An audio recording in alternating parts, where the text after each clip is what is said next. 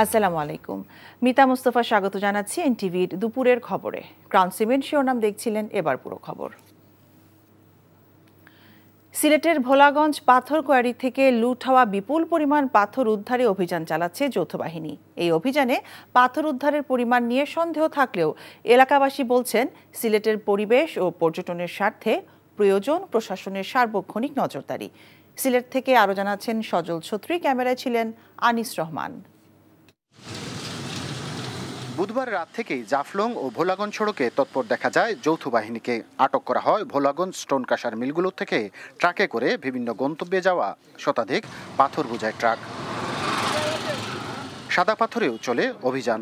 তবে পরিবহন শ্রমিকরা বলছেন, মূল স্পট বা ডাম্পিং জোনের বদলে সড়কে অভিযান তাদের ভোগান্তি তৈরি করছে। সাদা পাথর বা বাংকার একদিনে লুট হয়েছে না, প্রশাসন আরো কঠোর হইতো, তখন তাহলে আজকে আর এই পরিস্থিতি মোকাবেলা করতে হইতো না। গাড়ি আড়াগাড়ি ভোগান্তি তো কোনো যুক্তি হয় না।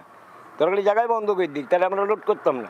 মালের কি সমস্যা যদি না যায়, তাহলে আমাদের যেখান থেকে লোড করছি সেখানে ব্যাগ দিয়ে আসবো, তাও আমাদের ছেড়ে দিক, সেটাও তো আমাদের বললো না, কোনো কিছুই না। আমরা খাই না খাই এখানে পড়ে আছি, কারো কোনো ভূমিকা নেই।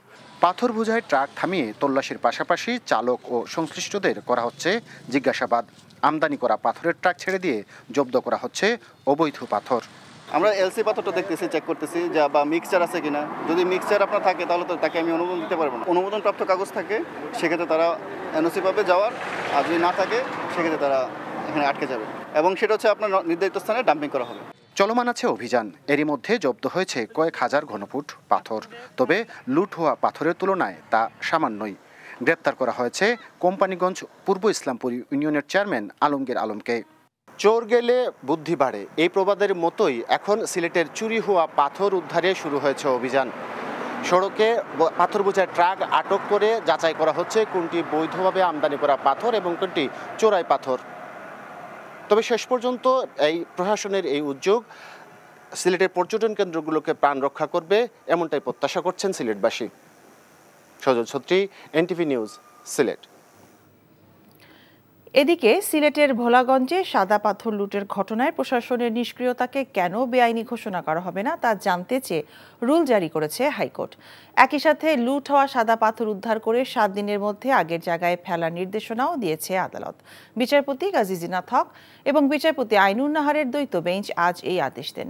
এর আগে human rights and piece for Bangladesh নামের একটি সংগঠন হাইকোর্টে এই রিট দায়ের করে।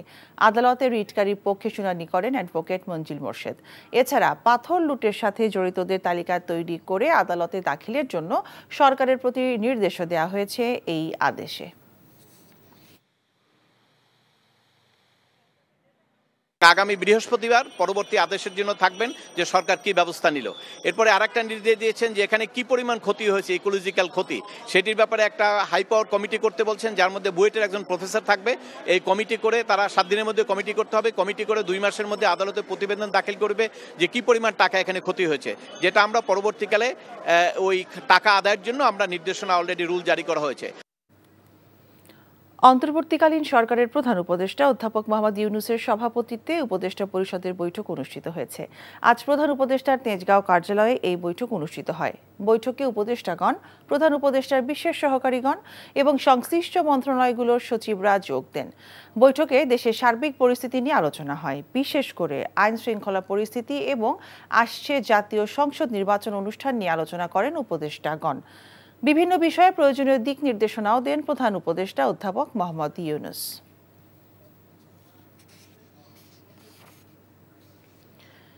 যেসব হজ এজেন্সি নিষ্ক্রিয় তাদের নিবন্ধন বাতিল করার পরিকল্পনা করেছে ধর্ম মন্ত্রণালয়। উপদেষ্টা জানান, শুধুমাত্র অর্থের জন্য গুরুতর অসুস্থ কাউকে হজে পাঠানো হবে না। হজ ও ওমরা মেলার উদ্বোধন অনুষ্ঠানে এসব কথা বলেন ধর্ম উপদেষ্টা ডক্টর আ.ফ.ম. খালিদ হোসেন। হজ যাত্রীদের দিয়ে স্বর্ণসহ নানা নিষিদ্ধ দ্রব্য বহন না করার ব্যাপারে এজেন্সি মালিকদের সতর্কও করেন উপদেষ্টা। নাজিবুর রহমানের রিপোর্ট। মুসলমানদের অন্যতম প্রধান ইবাদত পবিত্র হজ। আর্থিকভাবে সচ্ছল মানুষের জন্য এই ইবাদত ফরজ। বাংলাদেশ থেকে হজে অংশ নেয়া বেশিরভাগ মানুষই বেসরকারি ট্রাভেল এজেন্সি শরণাপন্ন হন।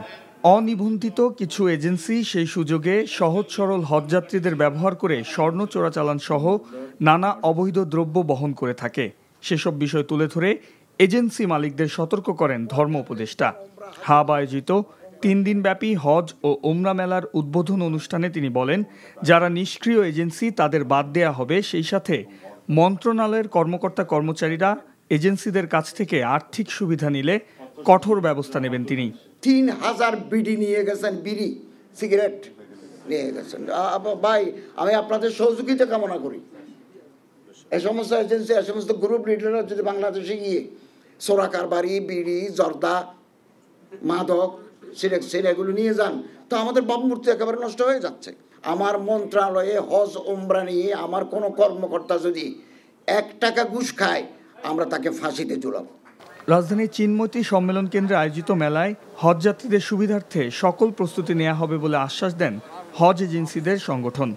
মেলায় অংশ নেওয়া শতাধিক এজেন্সি বলছে, যে কোনো অপ্রীতিকর পরিস্থিতি মোকাবেলায় সতর্ক থাকবেন সবাই। মধ্যস্বত্বভোগী বা দালালদের কাছে না গিয়ে হজে যারা যেতে আগ্রহী তারা যাতে এই মেলায় এসে সরাসরি সরকার নিবন্ধিত এজেন্সির সাথে যোগাযোগ করেন, তাহলে তারা হয়রানি মুক্তভাবে কোনো রকম প্রতারণা না পড়ে সুন্দরভাবে তাদের স্বাচ্ছন্দ্যে হজটা পালন করতে পারবে। হাবের সহযোগিতায় 2026 সালে নির্বিঘ্ন হজযাত্রা নিশ্চিতে কঠোর মনিটরিং করা হবে বলে জানিয়েছে ধর্ম মন্ত্রণালয়। Najibur Rahman, NTV news, Dhaka. 2 ঘণ্টা পর প্রশাসনের হস্তক্ষেপে সিরাজগঞ্জে যমুনা সেতু পশ্চিম সংযোগ মহাসড়কে অবরোধ ও বিক্ষোভ প্রত্যাহার করেছেন রবীন্দ্র বিশ্ববিদ্যালয়ের শিক্ষার্থীরা। এদিকে অবরোধের কারণে যানজটে ব্যাপক ভোগান্তিতে পড়েন যাত্রীরা। স্থায়ী ক্যাম্পাস নির্মাণের দাবিতে সকাল থেকে দুপুর পর্যন্ত 2 ঘণ্টা এই কর্মসূচি পালন করেন শিক্ষার্থীরা। এতে দীর্ঘ সময় মহাসড়কে যান চলাচল বন্ধ এবং যমুনা সেতুর উভয় পাশে যানজটের সৃষ্টি হয়। রবীন্দ্র বিশ্ববিদ্যালয়ে স্থায়ী ক্যাম্পাস নির্মাণের জন্য উন্নয়ন প্রকল্প প্রস্তাবনা দ্রুত অনুমোদন এবং বাস্তবায়নের দাবি জানিয়েছেন আন্দোলনরত শিক্ষার্থীরা। অন্যথায় কঠোর আন্দোলনের হুঁশিয়ারি দিয়েছেন তারা। গত 26শে জুলাই রবীন্দ্র বিশ্ববিদ্যালয় দিবস বর্জনের মধ্য দিয়ে স্থায়ী ক্যাম্পাসের দাবিতে বিভিন্ন কর্মসূচি পালন করে আসছেন শিক্ষার্থীরা। আমাদের এটা যদি না যায়, পরবর্তীতে আমরা সচিবালয় পর্যন্ত ঘেরাও করতে বাধ্য হব। কারণ ভাই, আপনারা দেখতেছেন দীর্ঘ 9 বছর পর্যন্ত আমাদের ক্যাম্পাসটা আমরা পাচ্ছি না। অন্যান্য ভার্সিটিগুলো ফুল ফর্মে আছে, সেখানে আমরা ক্যাম্পাসের জন্য রাজপথে অবস্থান করছি এবং আমাদের প্রতিটা ক্লাস সব হয় একটা ভাড়া জায়গা। আমরা ভাড়া জায়গায় থাকতে চাই না, আমরা এবার একটা স্থায়ী সমাধান চাই এবং আমরা আমাদের ক্যাম্পাসটা চাই। গাজীপুরে বিভিন্ন দাবিতে রাজশাহী থেকে ঢাকাগামী বনলতা ট্রেন আটকে রেখে বিক্ষোভ করেছেন ডিপ্লোমা ইঞ্জিনিয়ারিং ইনস্টিটিউটের শিক্ষার্থীরা। এতে প্রায় 1.25 ঘণ্টা উত্তরবঙ্গের সঙ্গে ট্রেন চলাচল বন্ধ থাকে। ভোগান্তিতে পড়েন যাত্রীরা। সকালে শিক্ষার্থীরা জয়দেবপুর শিমুলতলী এলাকায় বিক্ষোভ শুরু করেন। এক পর্যায়ে তারা পাশের রেল লাইনে অবস্থান নিয়ে বনলতা এক্সপ্রেস ট্রেন আটকে দেন। পরে প্রশাসনের হস্তক্ষেপে ট্রেন ছেড়ে দিয়ে বিক্ষোভ মিছিল করেন শিক্ষার্থীরা। তারা জানান, গত 13 এবং 15 আগস্ট ঢাকা মেট্রো রেলের সেকশন ইঞ্জিনিয়ার পদের পরীক্ষা বিএসসি ইঞ্জিনিয়ারিং ডিগ্রিধারীদের করা রিটের কারণে স্থগিত করা হয়। পাশাপাশি 10ম গ্রেড উপসহকারী প্রকৌশলী পদ উন্মুক্তের জন্য বিএসসি ইঞ্জিনিয়ারদের ষড়যন্ত্রের প্রতিবাদে আন্দোলন অব্যাহত থাকবে বলেও জানান শিক্ষার্থীরা।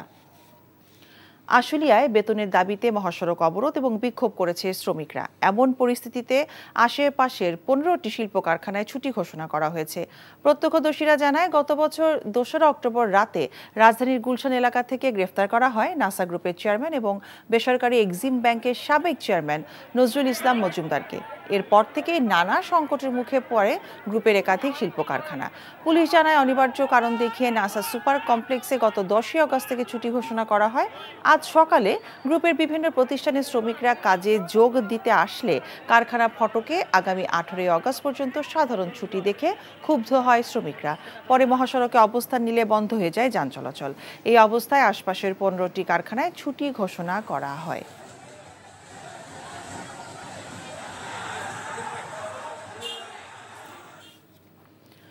পোষ্য কোটা বহালের দাবিতে রাজশাহী বিশ্ববিদ্যালয়ে 2 ঘণ্টা কর্মবিরতি এবং অবস্থান ধর্মঘট পালন করেছেন শিক্ষক, কর্মকর্তা এবং কর্মচারীরা।